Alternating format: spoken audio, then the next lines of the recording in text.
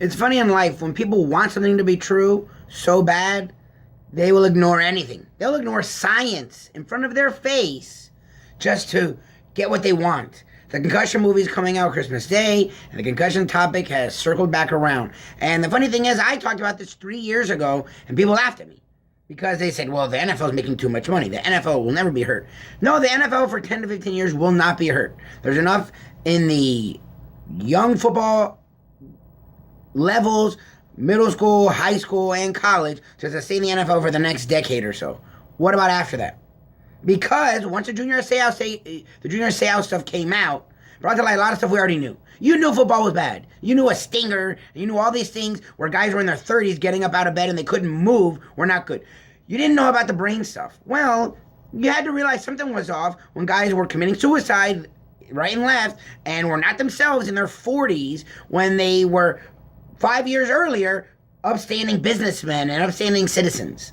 Well, Junior Seau and CTE came to light, and it freaked me out. I'm a guy who's loved football my entire life. Before basketball, before anything else, football came first. I was running routes with my dad at 5 years old, drawing up plays while I was in school in first grade because football was the thing. And you know what? I'm grateful to my mom for not letting me play. And it sounds weird, and it sounds strange, but you know what?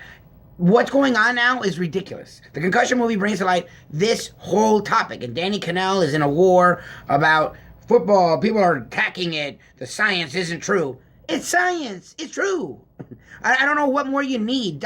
Real doctors have come out and said there is a connection. How do you can play it and know there's a connection? Just because you don't feel it personally? First of all, you know who feels it the most? It's the guys in the trenches.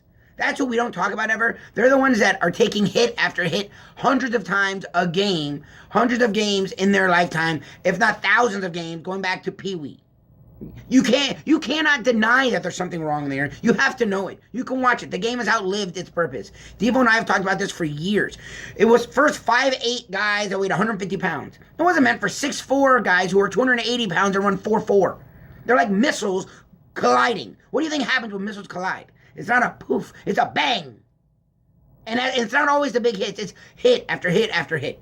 The Concussion movie might not hurt the NFL today, but the Pee Wee ranks are by leaps and bounds. There's less and less participation. People are finding soccer. They're finding baseball. They're finding basketball. They're finding video games. They're finding anything they can, parents and kids alike, to stay away from football. I'm not being an alarmist. I'm not saying the game will be gone tomorrow. But in the next decade or so, we're going to see a major shift from football. Not good, not bad, just life. This is the Lube Tube.